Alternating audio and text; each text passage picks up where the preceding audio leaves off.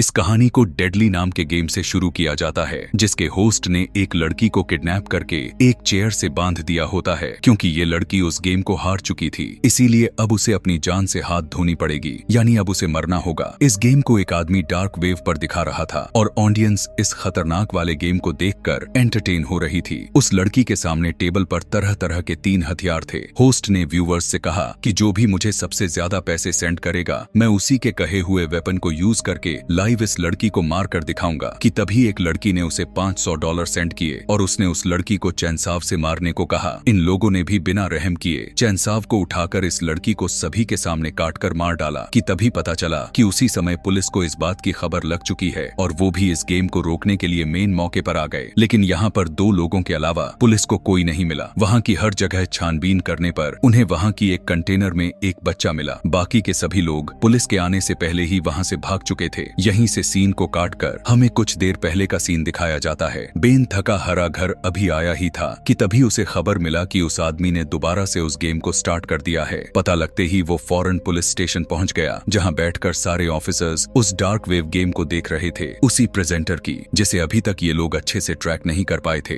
Game में वो आदमी 2 लोगों को किडनैप करके रखा हुआ था और जबरदस्ती वो उन दोनों से रॉक पेपर सीजर खिलवाता है। ये दोनों जानते थे कि इस खेल के बाद इनकी जान तो जाने वाली थी और जब ये दोनों गेम को खेलने से मना करते हैं तो उन्हें टीजर गन से शोक दिया जाता है। दोनों जब उस गेम को खेलते हैं तो उसमें से लड़की उस गेम को हार जाती है, जिसकी वजह से अब उसे मार दिए जाने वाले थे। ये वही सीन था जिसे मूवी के स्टार्ट में ही हमें दिखा दिया गया था कि कैसे ये लोग उस लड़की को चैनसव से मार देते हैं। यह सब देखकर फौरन बेन सीधा साइबर सिक्योरिटी के पास जाता है और उसे प्रेजेंटर को ट्रैक करने को कहता है। कि तभी पता चलता है कि वो प्रेजेंटर तो एक ऐसा सिस्टम को यूज कर रहा है कि पुलिस भी इसे ट्रैक नहीं कर पा रही। हर बार उसकी ट्रैक हुई लोकेशन गलत मिलता है और गेम को खिलाने वाला आदमी बच जाता है, जिसकी वजह से समय गुजरने के साथ साथ वो मासूम लोगों की जान ले रहा है। यहाँ से सीन शिफ्ट हुआ और हमें एक घर में कातिया नाम की एक औरत को दिखाया जाता है, जिसका आज जॉब पर फर्स्ट डे था। उसने अपने कस्टमर्स को काफी अच्छे से डील किया और उसी समय उसकी कोवर्कर सोफिया उसके पास आई। इसके बाद हमें शो के प्रेजेंटर को दिखाए गए, जो फुल टाइम कातिया के ऊपर ही नजर गड़ाए हुआ था। कातिया के साथ वो और भी 3 लोग थे जो वो उस पर भी नजर रख रहा था। शायद वो इन दोनों को किडनैप करके शिकार बनाने वाला था। यहाँ पर हम बेन को देखते हैं, जो अभी भी उस प्रेजेंटर के उस पुराने शो को देखे जा रहा है। वीडियो के पीछे उसे कुछ और भी लोग दिखाई देते हैं और जब वो उनके बारे में छानबीन करता है तब उसे पता चलता है कि इन लोगों का भी किडनैपिंग हुआ था। यानी प्रेजेंटर यहाँ जितने लोगों को मारे जा रहा था वो सभी को इल्लीगल ही किडनैप किए जा रहा था। इधर कातिया अपने जॉब को कंप्लीट करने के बाद घर जाने के लिए जैसे ही निकल ही रही थी कि तभी सोफिया ने यह कहकर रोक लिया कि आज उसका पहला दिन है इस जॉब पर और सोफिया चाह रही थी कि आज वो थोड़ा कातिया के साथ टाइम स्पेंड करे। लेकिन कातिया उससे कहने लगती हैं कि नहीं, मैं नहीं रुक सकती, क्योंकि घर पर मेरा बेटा और मेरी मॉम मेरी इंतजार कर रही हैं। लेकिन सोफिया के बहुत ज्यादा ही इंसिस्ट करने पर वो एक जूस पीने के लिए रुक गई। इन्होंने आपस में ढेर सारी बातें की और जैसे ही कातिया वहाँ से जाने लगी तब हमने इधर प्रेजेंटर को देखा कि उसने अपने आदमियों को अलर्ट रहने को कहता है। कातिया जब एक सुनसान जगह पर पहुँचती ही है, वो सारे मिलकर कातिया के ऊपर हमला करके उसे बेहोश कर देते हैं। जिसके बाद हम देख पाते हैं कि कातिया को भी अब उसी लोकेशन पर पहुंचा दिया जाता है जहां पर प्रेजेंटर अपने शो को पूरा किया करता था। होश में आकर उसने देखा कि वो तो एक बेड से बंधी हुई है। इससे पहले कि वो चिल्ला देती, एक आदमी बगल वाले बेड से चादर में से मुंह निकालकर उसे धीरे बोलने को कहता है। वो बताता है कि कोई भी यहाँ पर शोर करता है तो वो उसे टीजर गन से शोक देते हैं। कातिया बहुत ही ज्यादा परेशान हो चुकी थी। उसे काफी अच्छे से पता था कि घर पर उसका बेटा और उसकी मॉम उसे वेट कर रहे होंगे। उसने उस आदमी से पूछा कि कौन है ये लोग जिन्होंने हमें यहाँ पर बांध रखा है। वो आदमी बताता है कि इस बारे में मुझे भी ज्यादा नहीं पता, मुझे भी अभी किडनैप करके लाया गया है और जब मैं होश में आया और जोर जोर से बोलने लगा तब इन्होंने मुझे अपने टीजर गन से शोक दे दिया। आगे हम देखते हैं कि प्रेजेंटर ने अपने अकाउंट पर किडनैपिंग का वीडियो पब्लिश कर दिया था।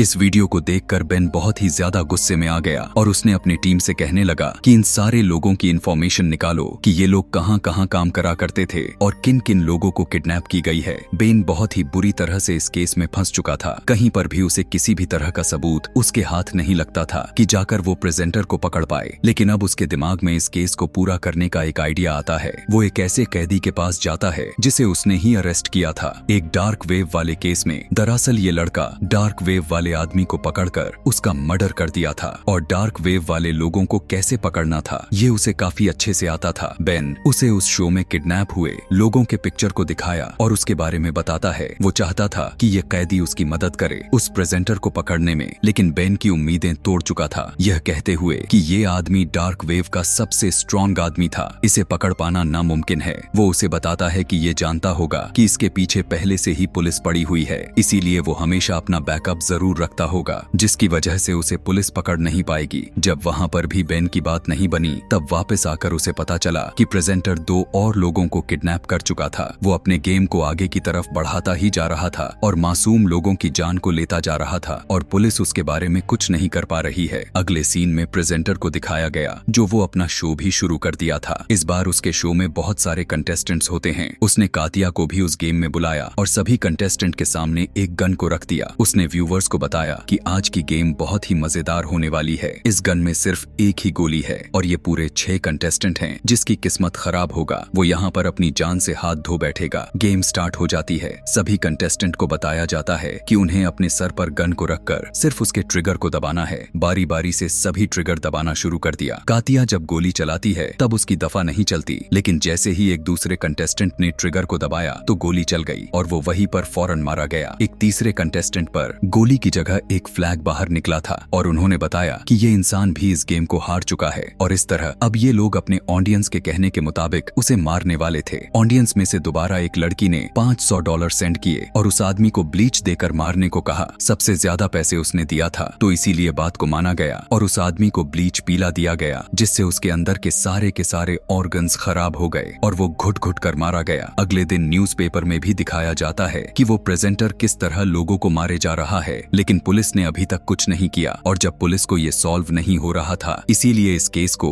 FBI को सौंप दिया गया और ये चीज प्रेजेंटर को भी पता चल गई। प्रेजेंटर भी हर चीज को बहुत ही गौर से देखे जा रहा था। दूसरी तरफ कातिया के साथ एक और कैदी जिसका नाम साशा था। ये दोनों मिलकर प्लान बनाते हैं कि ये लोग यहाँ से किसी तरह करके भाग जाएंगे, क्योंकि ये दोनों यहाँ पर रहे तो इनका मरना तय है। साशा फैसला करता है कि वे लोग जब गेम के लिए उन्हें यहाँ पर लेने आएंगे तो ये उन्हें मारकर उनकी गन को छीन लेंगे और फिर यहाँ से निकल जाएंगे। इन दोनों की प्लानिंग प्रेजेंटर ने सुन चुका था, जिसके बाद वो कातिया को अपने ऑफिस में बुलाया और कातिया से कहने लगा कि क्या तुम्हें नहीं पता कि यहाँ पर बात करना मना है और तुमने बात करके रूल को तोड़ा है, जिसकी सजा अब मैं तुम्हें नहीं दूंगा बल्कि साथ वाली को दूंगा, ताकि तुम्हारी गिल्ट ऐसी फिर से गलती करने से कांप जाए। उसी समय स्क्रीन पर ये दोबारा से लाइव आ जाते हैं और जिस लड़की को प्रेजेंटर ने सजा देने थे सबके सामने लाइव उसके पैर पर जोर जोर से मारे जाते हैं। उसे तड़पते हुए देखकर ऑडियंस जैसे सेटिस्फाई हो रही थी और जोरों तोड़ों से उनकी वीडियो को लाइक मिलते जा रही थी, जहां पर FBI वाले भी इन लोगों के लोकेशन के बारे में पता नहीं कर पाए थे। अब बेन दोबारा से उसी कैदी के पास जाता है जिससे उसने पहले भी मदद मांगी थी। वो उससे पूछने लगता है कि ये आखिर प्रेजेंटर यानी गेम वाला आदमी का मकसद क्या है। कैदी ने जवाब दिया कि वो कुछ नहीं चाहता, उसे सिर्फ मजा आ रहा है लोगों को तड़पाने में और उसे ये भी लगता है कि अगर वो ऐसा करेगा तो वो फेमस हो जाएगा। वो फेमस होकर सभी लोगों को अपने जैसा बनाना चाहता है जिन्हें दूसरों पर जुल्म करके खुश हों। वहीं दूसरे सीन में हमें दिखाया जाता है कि FBI वालों के साथ मीडिया कॉन्फ्रेंस हो रही है, जहां पर वो लोग अपने शर्मिंदगी के साथ उन्हें बताते हैं कि अभी तक वे सभी उस प्रेजेंटर की लोकेशन को ट्रैक नहीं कर पाए हैं, लेकिन जल्द ही वो ऐसा करके उस आदमी को पकड़ लेंगे। यहाँ पर भी प्रेजेंटर इस प्रेस कॉन्फ्रेंस को बहुत ही ध्यान से सुन रहा था। बेन को दिखाया जाता है जो वो अपने घर आ चुका था। वहाँ पर उसके लिए एक सरप्राइज भी था। उसकी वाइफ से उसे पता चला था कि उनके घर एक बेटी पैदा होने वाली है। ये सुनकर बेन को तो खुश होना चाहिए था, लेकिन वो खुशी का इजहार नहीं कर पा रहा था क्योंकि वो इस केस में बहुत ही ज्यादा घुस चुका था और इस तरह उसकी वाइफ को लगने लगा था कि शायद बेन उसकी फैमिली से और उसकी बेटी से खुश नहीं है। यहाँ पर दोबारा से हम प्रेजेंटर के शो को देखते हैं, जहाँ पर वो 4 लोगों की तस्वीर दिखाते हुए कहता है कि वो अगले दिन इन 4 लोगों को किडनैप करने वाला है।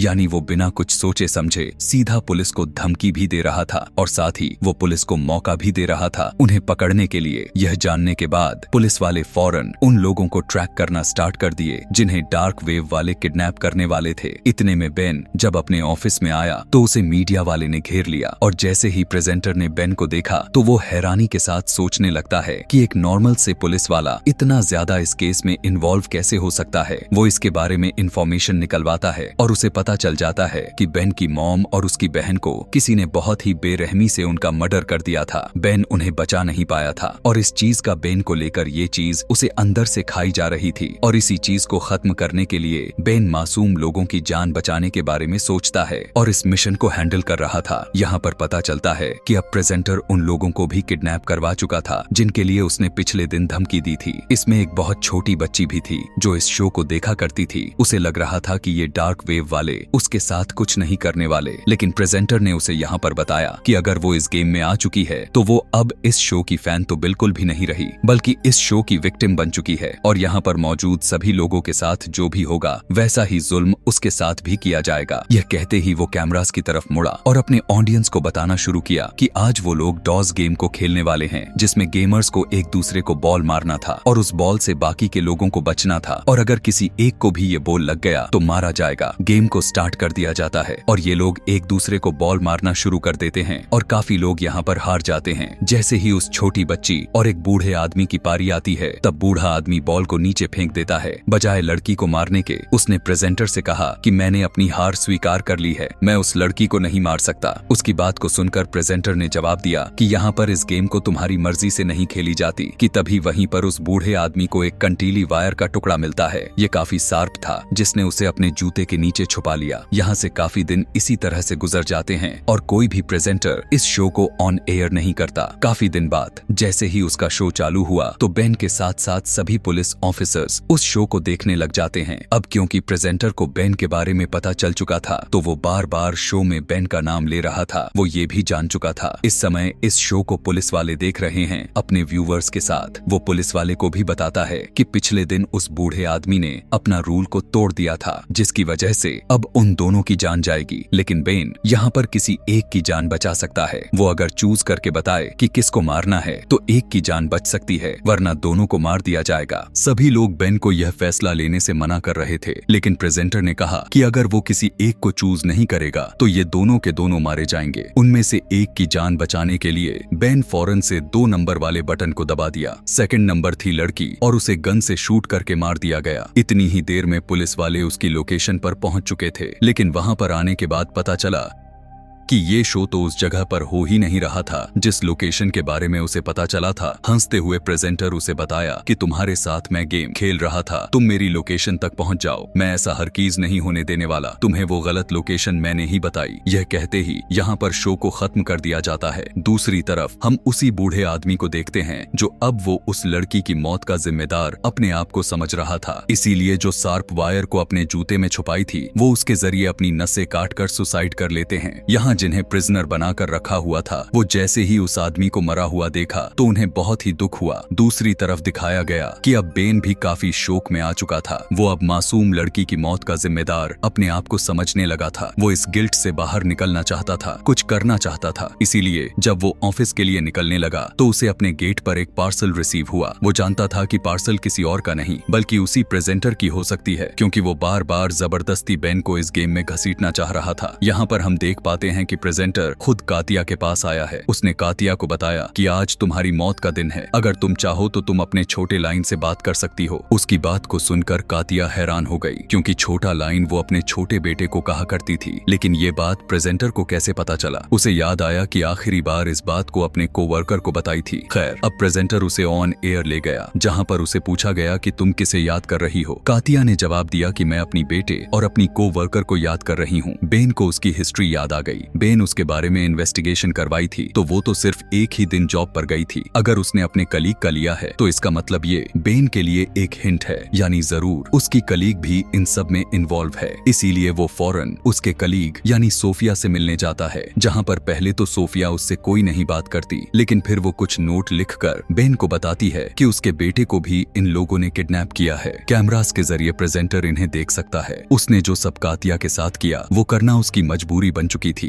बेन उसे पूछता है कि तुम जब अपने बेटे की छुड़वाने के लिए गई तो उस टाइम तुम्हारा बेटा कहाँ था? सोफिया उसे वो जगह बता देती है। बेन को समझ आ चुकी थी जरूर प्रेजेंटर वहीं पर अपने शो को अंजाम देता होगा। बिना किसी को बताए वो उस जगह पहुंच गया। बेन ने जाने से पहले बैकअप पुलिस भी बुला ली थी। इतने ही देर में हमें शो के अंदर दिखाया जाता है कि जब सारे कंटेस्टेंट्स गेम को खेल रहे थे तो उन्हें गन्स दे दिए गए थे। इस बार सभी कंटेस्टेंट्स यह फैसला कर लिए थे कि इस बार हमें एक दूसरे को मारने के बजाय यहाँ के सभी ही वर्कर को मारकर उन पर काबू पा लेंगे और उन्होंने फायर करना शुरू कर दी। जवाब में प्रेजेंटर के सिक्योरिटी गार्ड ने भी फायर किया और 2 गेमर्स उसी फायरिंग में मारे गए, लेकिन 3 ने यहाँ से भागने की काफी अच्छी कोशिश की, जिसमें कातिया भी थी। कातिया के साथ उसका एक साथी साशा जब बाहर निकल रहा था तो उसे एक गार्ड ने पकड़ लिया। कातिया उसे बचाने के लिए रुकी, लेकिन साशा ने कहा, तुम भागो, तुम यहाँ से निकल जाओ और पुलिस को यहाँ की लोकेशन के बारे में इंफॉर्मेशन दो। वो यहाँ से निकलने ही वाली थी, लेकिन इतने ही देर में बेन उसे टकरा गया। कातिया को घबराए हुए देखकर उसने कातिया को तसल्ली देते हुए कहा कि अभी यहाँ पर बैकअप पुलिस भी आती ही होगी और अब सब नॉर्मल हो जाएगा। इसके बाद कातिया को कहीं पर छुपाकर आगे की तरफ बढ़ने लगता है। प्रेजेंटर इस टाइम एक रूम के अंदर बैठा हुआ था। उसे देखकर प्रेजेंटर ने उससे कहा कि अगर तुम्हारे पास हिम्मत है तो चलाओ मुझ पर गोली। बेन यहाँ पर जरा सा भी नहीं सोचा और फौरन उसे शूट करके मार दिया। उसके पास जाकर जैसे ही उसने उसका मास्क उतारने पर उसे पता चला कि यहाँ पर प्रेजेंटर तो था ही नहीं, बल्कि उसकी जगह पर कोई मासूम लड़की को जाल में फंसाया गया था, जिसकी जान अब बेन ने ले चुकी है और प्रेजेंटर उसके आने से पहले ही यहाँ से निकल चुका था। यह सब लाइव चल रहा था और इस चीज को देखकर शो के व्यूअर्स हंसना शुरू कर देते हैं और बेन का बहुत ही ज्यादा मजाक बन चुका था। कुछ देर के बाद यहाँ पर पुलिस आकर कातिया को रेस्क्यू कर लिया था, लेकिन यहाँ पर भी इन्हें कोई नहीं मिला था। बाहर प्रेजेंटर की वाइफ उसका इंतजार कर रही थी। प्रेजेंटर गाड़ी में बैठा और गाड़ी चलाकर उसकी वाइफ यहाँ से कहीं दूर चली गई। यहीं पर हमें पता चला कि प्रेजेंटर की वाइफ कोई और नहीं बल्कि सोफिया ही थी और सोफिया ने ही बेन को फंसाने की पूरी प्लानिंग की थी। कहानी के लास्ट सीन में हमें प्रेजेंटर को दोबारा से दिखाया जाता है, जो आज ऑन एयर आया था। उसने सबको बताया कि वो जल्द ही सीजन 2 लेकर आने वाला है इसी शो का। उसकी इस बात को सुनकर उसकी व्यूअर्स बहुत ही ज्यादा एक्साइटेड हुए और पुलिस के लिए एक नया चैलेंज बनकर रह जाता है और यहीं पर ये मूवी की दी एंड हो जाती है।